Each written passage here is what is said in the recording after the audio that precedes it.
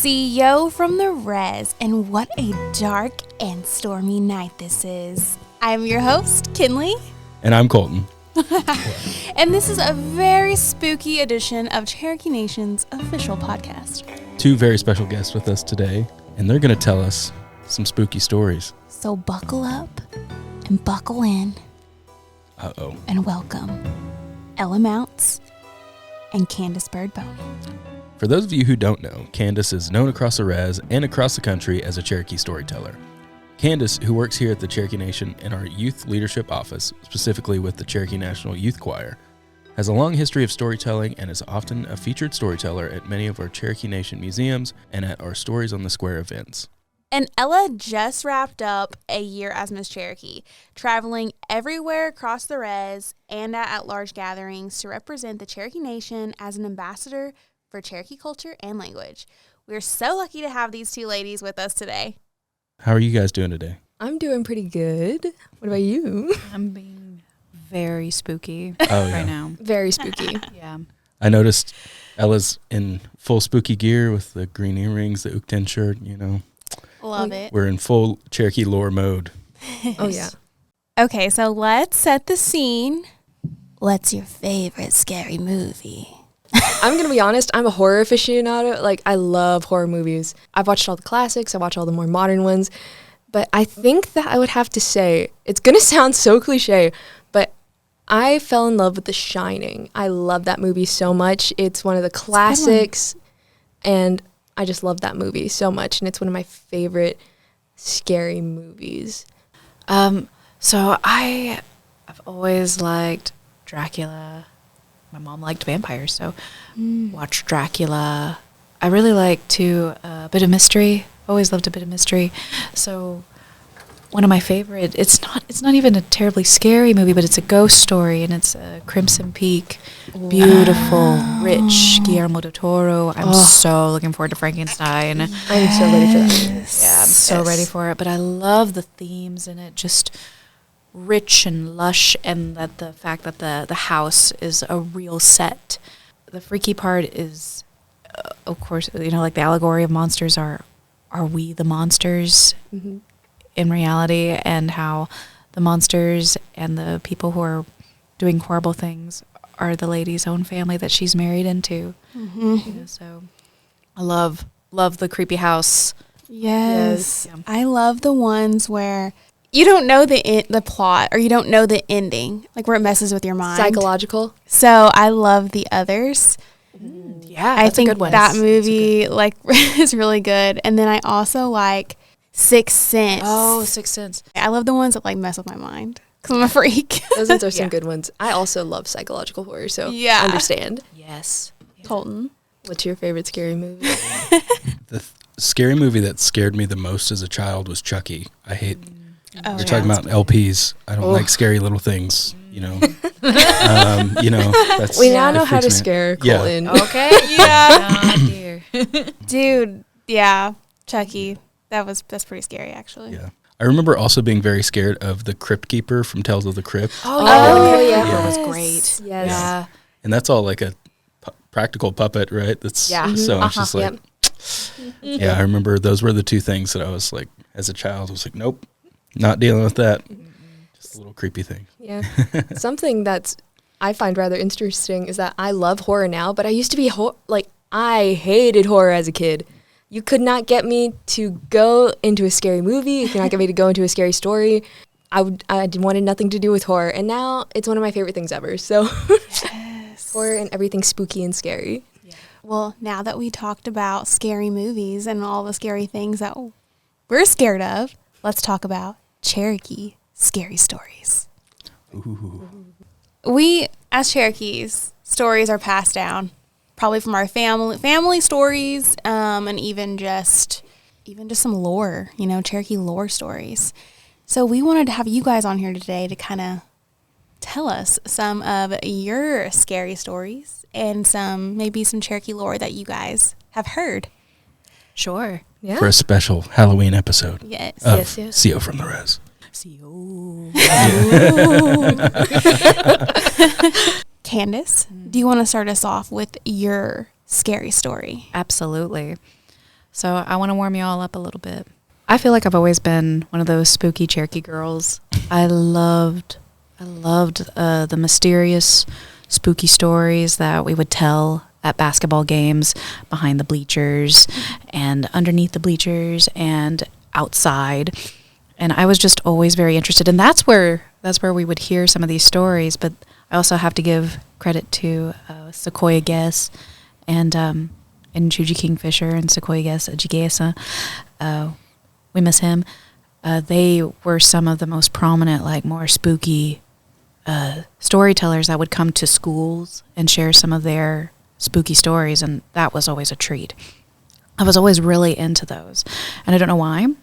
This is a story I like to tell when I go out and do some storytelling, because it contains some Cherokee and cultural a lesson. Because when we were younger, we were always told to don't go play outside after dark, because something might come out and play with you, and you might not like it. Not that it would hurt you, but that something might come and scare you.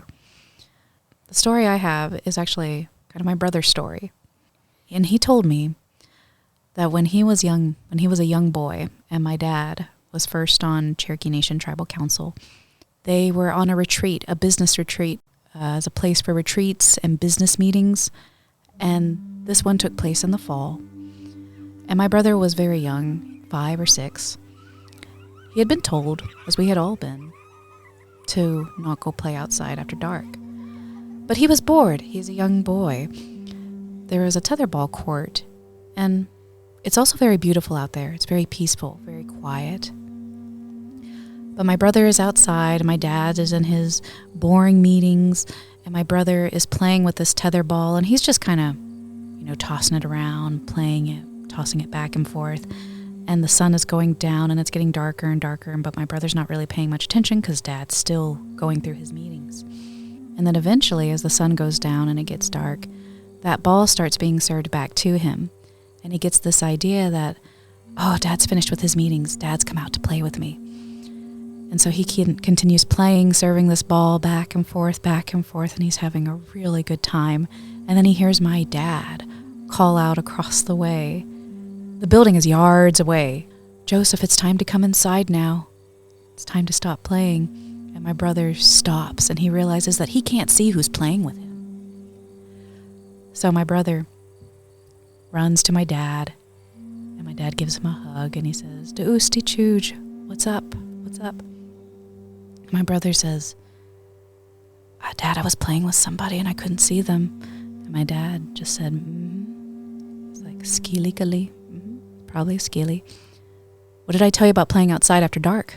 Don't be doing that."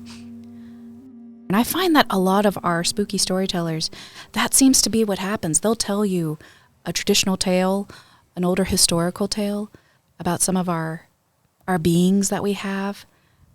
And then they also are able to supplement with some of their own spooky experiences. And I think that that's what really stands out too.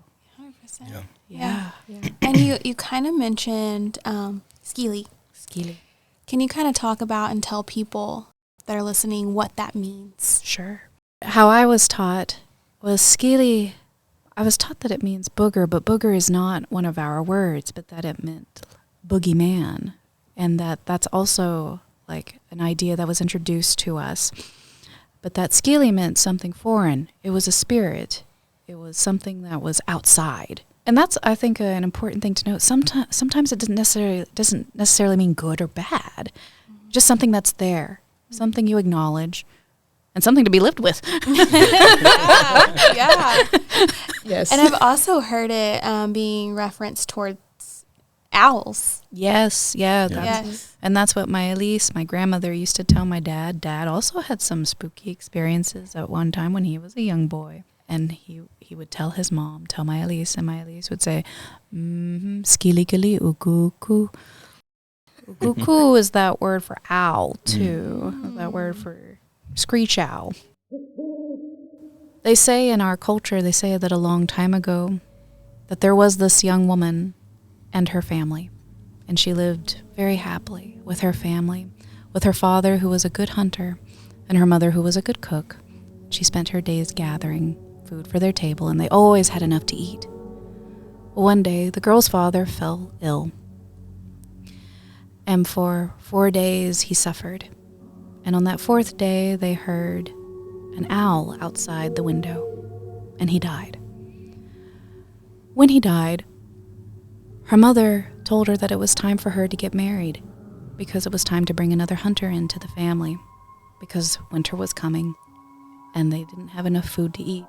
All they had was their winter garden, and they would need some meat to supplement themselves. Well, the girl wasn't that happy about getting married, but she knew it was time, and she knew that she had to take care of her mother. It was her responsibility to take care of herself and her mother now.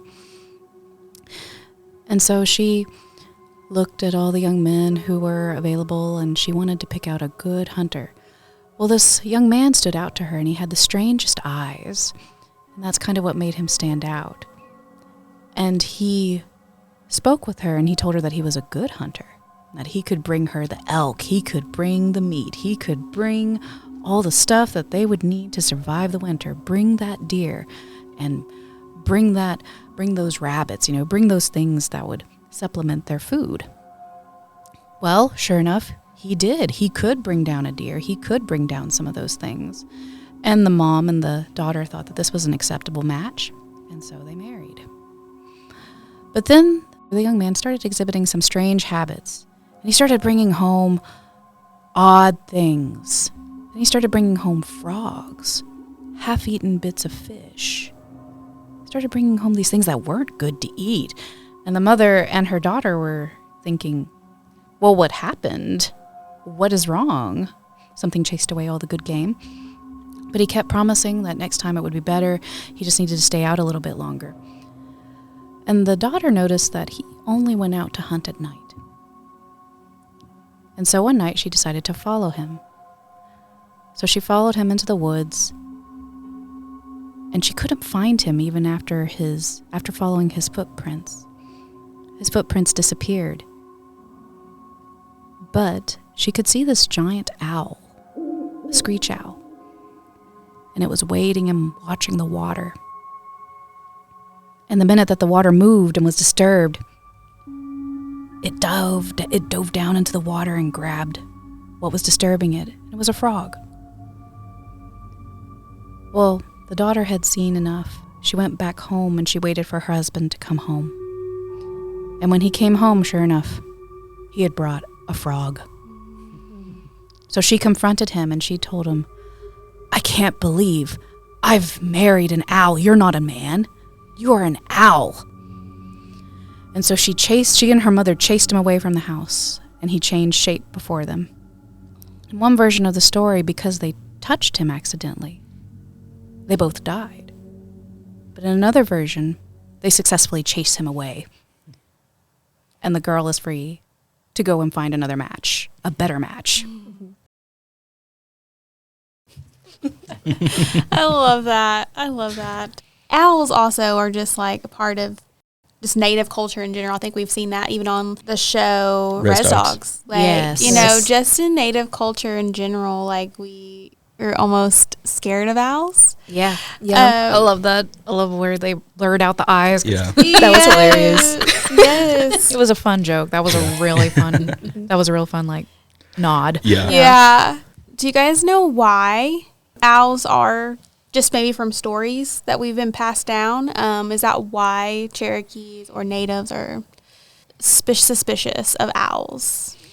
From what I've always been told, like, specifically within Cherokee society, we see them as messengers, not necessarily just messengers of death, but they're messengers usually. A lot of the times it's messengers of bad news or death, but they can be messengers of other things. Yeah, I've heard that too, that it's not the owl itself a lot of times. Sometimes an owl is just an owl. Yeah. 'Cause there are many species of owls. Mm-hmm. But still, you don't want to hear one by your house. Yeah. Because I have been told that they are omens, usually of death, and most times of bad news. And so I think unfortunately, they get a little negative connotation with it. Even today, like my mom, anytime she sees an owl, she's calling my grandma, just making sure like everyone's still okay, because it has been passed down and been just kind of rooted into who we are as Cherokee people. Sure. That owls are an omen, a bad omen sometimes. And I've always wondered that too. Like, why did the owls get saddled with this bad rap? Yeah. But I sometimes wonder if it's kind of linked to one of our creation stories, where there's the story about how the owl, because he disobeyed Creator, like he turned around and he looked whenever Creator was bestowing gifts upon all the animals, and the owl was able to turn his head all the way around and like to look. I sometimes wonder if maybe there's a missing Cherokee story, perhaps, in our cosmological cast of characters here. Yeah. I sometimes wonder if there's like a missing story of how, or if that's just part and parcel of the owl, or similar to the Grim Reaper, where the Grim Reaper just has a job to do. Right. Just has a job to do, Yeah. Yeah. And I feel like a lot of creation stories across many, religions and cultures have a character like that, was too close to the creator at the time of being creation, or maybe didn't follow all the rules. So got a job that wasn't the best out of it, Yeah. That also brings me to a point about shapeshifting. I know that Ella has a story about that. So the story that I'm going to tell, I've heard from a couple of different storytellers, namely Larry Shade and Corey Still. There's some excellent storytellers. In fact, a lot of the scary stories that I know come from these two. But this one I heard specifically from the both of them. And like kind of Candice has demonstrated in her stories, there's differences in between the different storytellers. Like how in her story, in one ending, they die because they touch the owl. But in another, she lives another day to get a better husband. Me too. That's the version I tell to the kids. Yeah. So this is a story that I'm going to go with Larry's name for it, the Snake Neck Woman. Back a good few years ago, back whenever the TV at a specific time would turn off, it would play the video at like 2 a.m. and it would sign off for the night. There was this girl who was tasked with watching this older woman who was on her deathbed. She was getting ready to die. And so she had been tasked by her community to stay there with this woman while the rest of the community went to go and get things prepared, go get things in order. She was like, I'm old enough. I can do this. Let me do this for you guys. Let me prove myself. And so she stayed with this woman, and she ended up just laying on the couch, and eventually she fell asleep after the TV went off. She was sleeping very peacefully, and all of a sudden she was shocked awake by this feeling of her being watched. Later at night, whenever you're in your bed and you're all alone and you're like, I feel like something's watching me. This is that feeling that she got. If I open my eyes, I'm going to see something. This feeling just got stronger as she felt the gentle breath of something breathing right against her face, and she could feel the heat of this something right up against her. She starts stealing up her nerves, and she opens her eyes, and she turns, and she sees for a split second the face of this woman only a few inches away from her. A split second before it snaps back. She was frightened. She was scared. She scrambles up and starts looking around, and she sees this woman's neck just slowly inching back into the room. I think she made the good choice here. She ran out the door, and she starts running back towards her family and towards her community because they were a few miles away. And so she runs all the way up there, and she tells them what she's seen, and they're like, okay, well, we'll get the doctors. We'll get people out there. Don't worry, we're going to get this taken care of. And so they get out there. The men go in first, and they search the house. They look.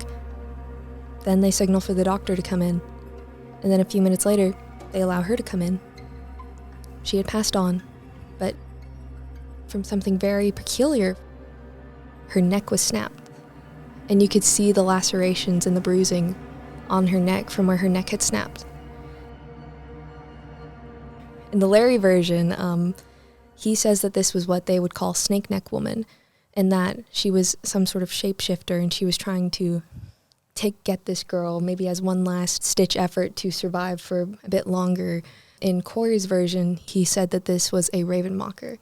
That's something I find very interesting with our stories, is that you can go to different storytellers and get so many different interpretations, but at the core, it's the same, but you can get so many different interpretations of these stories.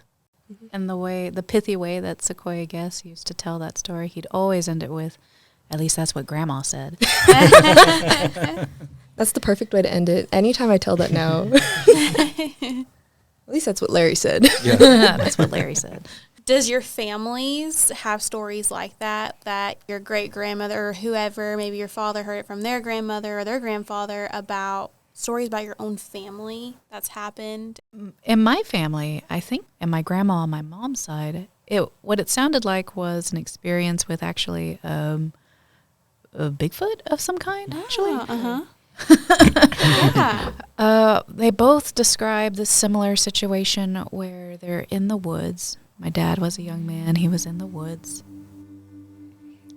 And it's dark. My dad's from Nycut, from Nycut Bellefonte community. Yeah. It's dark. There are no lights. Still to this day. To this day. It is pitch. In certain areas, yeah. It gets pitch out there, but that means you can see the stars, and it can be quite beautiful and so peaceful. But that he was walking home, he would often have to walk home. There's no bus route out there. He'd walk home from Muldrow High School, and on the way home, he was still a young man at this time.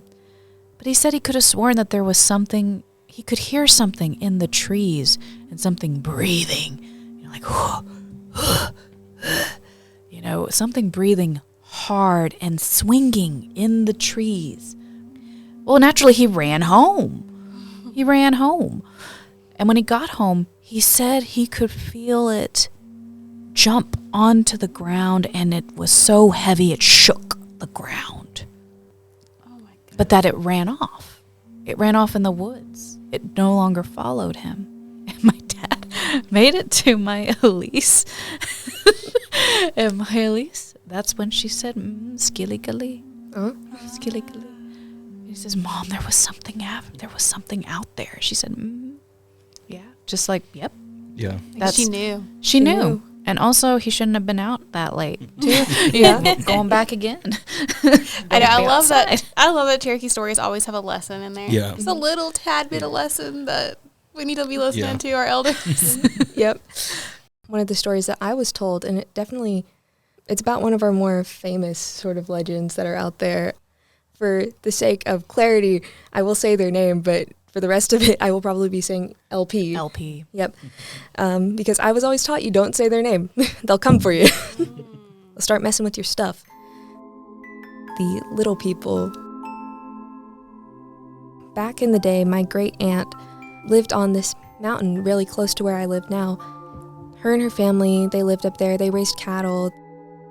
She just gotten back from school when her mother said, "One of the cows is gone. Go look for it." My great aunt, she started walking through the woods, looking for this cow, and she was out there for quite a long time. But eventually, she had walked so far, she was getting ready to walk back when all of a sudden she heard these voices over this little ridge. She thinks, oh, well, maybe they might have seen the cow. And so she starts walking towards the ridge to ask them if they'd seen anything. And as she walks, she starts noticing that these voices they're slightly different. She gets low to the ground and she peeks over this ridge. And she sees this family, but they weren't normal sized. She knows what she's seeing at this point. So she stays low to the ground and she crawls away and she runs back to the house as fast as she can. And as she's running, she starts feeling this exhaustion overtake her. She starts feeling so tired. And as she gets back to the house, she collapses.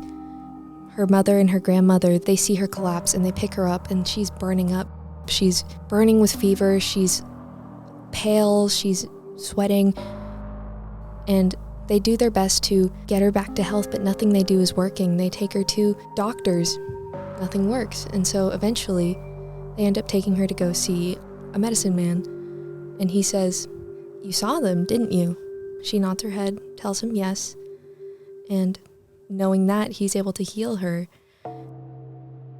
That's just kind of the more traditional sort of scary stories that I have.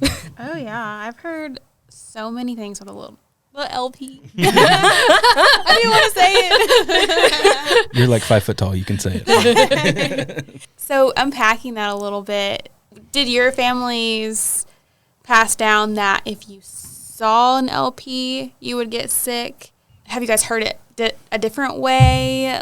That they're protectors. Sometimes I've heard some people say they're protectors. Sometimes I've heard them say you don't want to see them. If you see them, you don't want to talk about them after night, things like that. Mm-hmm. How has your family passed that down to each of you? I've always been taught that, like, it's not that just seeing them will make you sick. They can make you sick if they want to. Right. Yeah, I was taught just don't follow them. Don't go with them. Don't go with them. Yeah. Even if they beckon you, don't follow them. But my mentor, Nagofti Scott, who is also Cherokee and Creek, he told me that every artist has them, or that all people. I was like, he said every artist especially has them. And so I've heard that it's good to sometimes leave out something shiny for them. Then that way your stuff won't go missing. That's what I've been told from Nagofti. But more from my own family, they're a little bit more mum about that. Yeah. They I've also been told don't talk about them. I've also been told it's okay to talk about. I've heard so many different things about it. Like, I've heard that it's okay to say their name if, like, you're not scared of them. And I'm like, no, I'm not saying their name. I'm not taking that chance. Right. So that's why we're referring to them as LP. I think there's probably different teachings with different ones from your very specific different communities. Oh, yes. I think, great. Yeah, I've heard that they follow the youngest in your family and they're protectors. I've heard that somewhere, and that I'm from like Proctor area, but then also I've heard that you don't want to talk about them at night after dark. And I think that's what makes Cherokee culture so beautiful, is we all have similar stories, but we might interpret them different ways. Yeah. I would be curious to see how the different stories vary. Me too. Yeah. All of my lore stories are very Mays County centric, Delaware County centric, that area. It's one of those things I feel like somebody's going to have to make a dictionary or encyclopedia of sometime, Yeah, like the southern LP are like this, but the northern. You can tell they have an accent. They only steal this specific. Yeah. They say Cherokee, They only wear their turbans just so. Yeah. That's one of the things that I really love about specifically our more spooky stories, is that there's so much behind them that you can unpack and that you can dive into, because there's so many different interpretations, and like every storyteller tells it just slightly differently, but it's so interesting to unpack and go deeper into the theology and mythos of it all. Do we want to talk about Dear Lady? Yes. We want to talk about Dear Lady. Okay, sorry about the Dear Lady. Another one that's come to the forefront of people's minds because of Res Dogs. Yes, absolutely. Kahana Horn. Yeah. Oh, she does it so well. She does. And she said that they have a similar being up on her land and her territory. They said that they call her, I think, the hoof lady. Oh, wow. So, or hoof woman. So she has many different names. And I think that this story specifically, I think that this comes from like an older version. I think it's changed because to me, the story or the experiences that seem to happen with Dear Lady, they sound a lot like the story of the Thunder's sisters. That's what it sounds like to me. It has the exact same beginning. Yeah. About a young man. I'll let Ella tell this one. She wanted to tell this one. Mine was about the grounds. The grounds. Yes. Yeah, that's how it starts, is at the grounds. Mine's the more modern. Yeah. But that's the thing, is that it's so similar. Like that it starts at a grounds. A young man at the grounds sees a beautiful woman. Beautiful young lady, a good dancer, distracted by her dancing. Yeah. She asks him to come and dance. He dances with her. She leads him away from the circle, and he's never seen again. In the story of the Thunder Sister, the man gets taken to an underground cave, and her real identity as the Thunder Sister is revealed, and she appeared to him as a beautiful woman, but in the Thunder's cave, she is snake-like. She has reptilian-like qualities. She has no hair. And because she was able to lead him away successfully, the thunder has declared that this man should marry his sister in order to not offend her. But he gets scared, and they let him have a few days to think about it. He's returned to his people. And by that time, they realize that he has rejected her suit. And so the young man's kind of cursed. I feel like that's where our dear lady might come from, is I wonder if she started out as a Thunder's sister. My dear lady story is, it's more of a more recent account of something that has happened at the grounds, at the stomp grounds. As they were dancing around the fire, they were all having this wonderful time, dancing, singing, until all of a sudden one of the elders, this older woman, stands up and starts screaming, dear woman," starts pointing to the ground. Amongst all the different footprints was hoofprints. They stop dancing immediately, and they line up all the female dancers, and this old woman starts looking to see who has hooves, and she gets to this one tall, beautiful young woman, and as she goes to pull up her skirt, this girl swats her hand away. She goes to do it again, and she swats her hand away. People are starting to back away because they know. The fire goes out, and so everybody's panicking. They can't see, it's completely dark, and then all of a sudden it flares up again as she jumps over it and starts fleeing off towards the parking lot, setting off the car alarms as she jumps from hood to hood. This man starts chasing her and running after her, and some of the men follow. One man jumps in his car and he starts driving after her as she runs down the path. The reason why I have always been told you don't run after her or any of these entities is that bad fortune will befall you. And this story illustrates that because he didn't get more than, I think, 100 yards.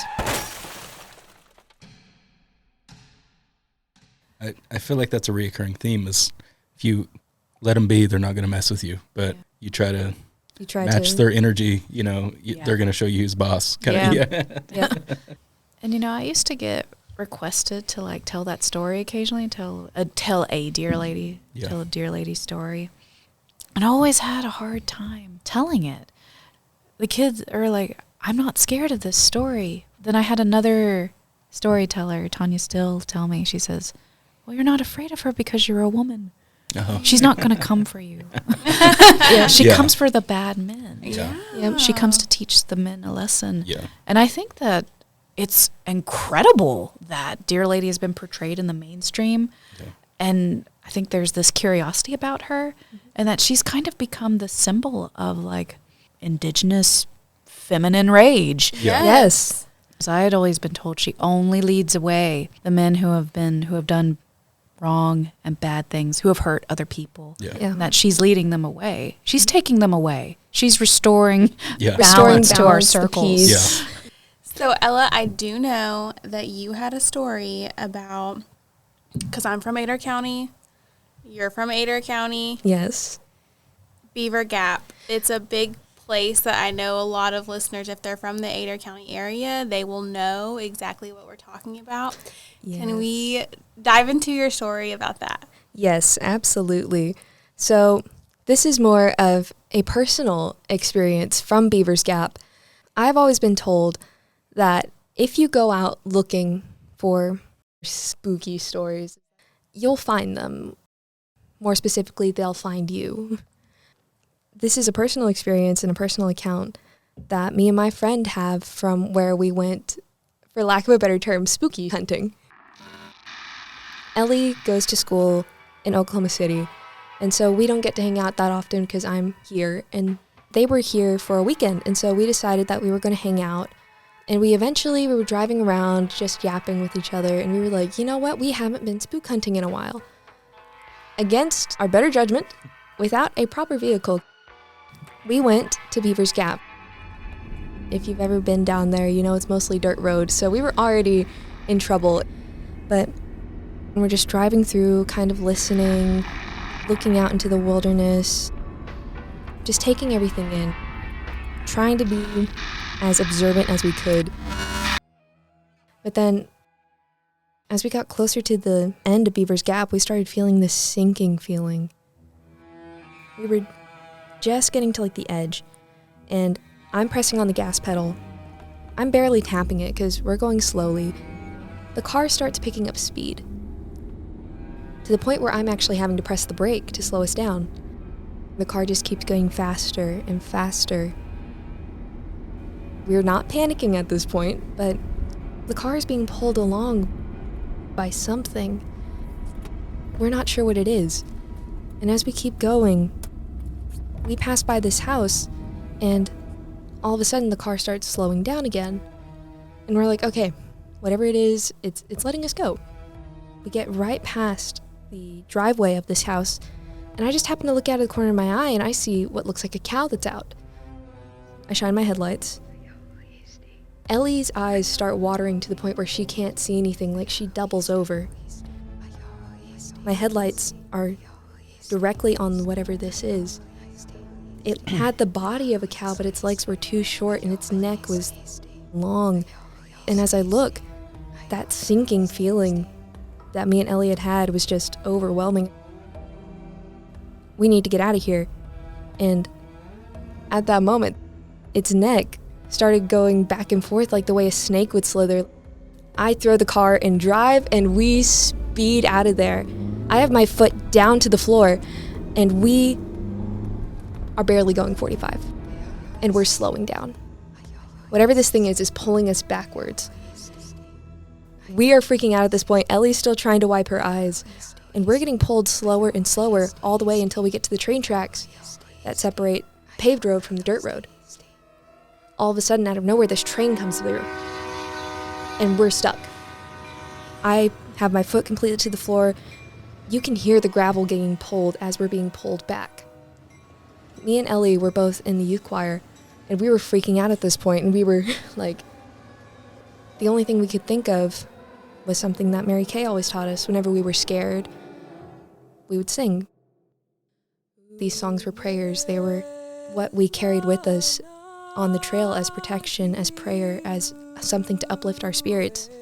And so me and Ellie just started singing because it was the only thing we could think of to do in that moment.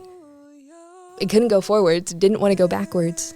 And so basically in tears, singing this song in Cherokee, trying our hardest to stay calm, when all of a sudden the feeling goes away and the train passes and we speed out of there. And so that's kind of where the story ends. We still don't know what that was. I have a feeling it was some sort of shapeshifter. It definitely was not something friendly, I don't think. Yeah. But like I said, if you go out looking for things, they will find you. And they're not necessarily always good. So be very careful whenever you go out, if you go out looking for those things. In fact, don't do what we did. Don't be like us. So I think we're officially like scared. Yeah. Good. Well, thank you guys so much for coming on the pod. We're all gonna have nightmares now. But we hope that everyone out there that is listening to the pod gets some fright out of what we some do. good Cherokee lore. Yeah, if you see me running from my car to the store or, my car to the house, just because I'm freaked out of the dark now because of Ella's stories. Well, thank you, Candice, and thank you, Ella, for joining us today. Absolutely. Thank you. Wado. Wado. Siyo from the Res was recorded at the W.W. Keeler Tribal Complex in Tahlequah on the Cherokee Nation Reservation.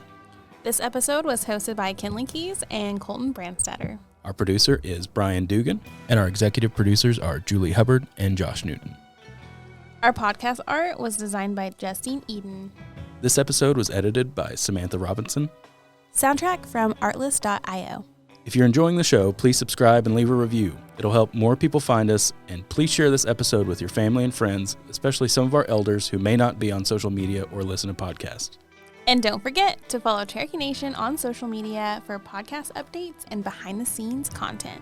We want to hear from you. Do you know any Cherokee Nation citizens that have an interesting story? Email us at podcast@cherokee.org. Until next time, stay connected, watch out for each other, and see Siyo yo from the res.